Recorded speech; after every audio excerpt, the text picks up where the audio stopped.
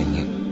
جو لوگ اللہ پر ایمان نہیں لاتے اور آخرت کا انکار کرتے ہیں، میں نے ان کا مذہب چھوڑ دیا ہے اور میں اپنے باپ دادا ابراہیم اور اسحاق اور یعقوب کے مذہب پر چلتا ہوں۔ ہمیں شایع نہیں ہے کہ کسی چیز کو اللہ کے ساتھ شریک بنائے۔ یہ اللہ کا فضل ہے ہم پر بھی اور لوگوں پر بھی، لیکن اکثر لوگ شکر نہیں کرتے۔